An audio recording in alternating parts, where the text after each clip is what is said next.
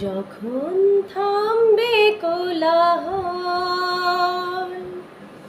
ঘুমিয়ে নিঝুম চারিদিকে। হ্যালো বন্ধুরা, সবাই কেমন আছো? আশা করছি অনেক অনেক সুন্দর, সুস্থ এবং ভালো আছো।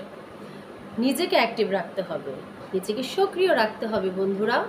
যে কোনোভাবে হোক, কাজ করে হোক, পরিশ্রম করে হোক, আজ যে কাজটি করবে আজই করবে, সেটি কালকের জন্য পরশু করবে, তরশু করবে, এর জন্য তুমি রেখে দিবে না, এই জন্য ওয়েট করবে না। আজকের কাজ আজকেই সম্পূর্ণ করতে হবে।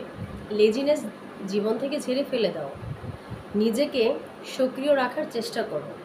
অলওয়েজ নিজেকে এক রাখতে হবে।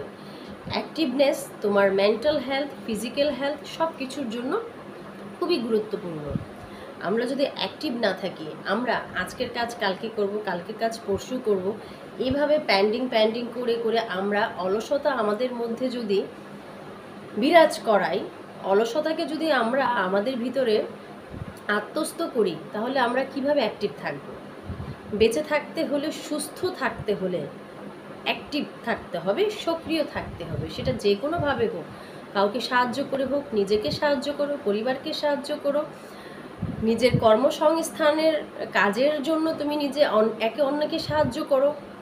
অ্যাক্টিভ থাকতে হবে যে কোনো বিষয় নিয়ে, কাজ হোক, রান্নাবান্না হোক, অর্থ উপার্জন হোক, বাচ্চাকে লেখাপড়ার বিষয় হোক, নিজের কেরিয়ার বিল্ড আপের জন্য হোক। অ্যাক্টিভনেসটা ভিতরে রপ্ত করতে হবে, অলসতাকে দূর করতে হবে। তাহলে তুমি যেমন নিজেকে সুস্থ রাখতে পারবে, নিজেকে সুস্থ রাখতে হলে তুমি সুস্থ দেহ, সুস্থ মন পাবে, মেন্টাল হেলথ তোমার ভালো যাবে, তুমি সবার জন্য করতে পারবে। তোমার যে বিষয়গুলোতে দায় দায়িত্ব আছে, কর্তব্যবোধ আছে, সে কাজগুলো স্মুথলি, সুন্দরভাবে সম্পূর্ণ করতে পারবে।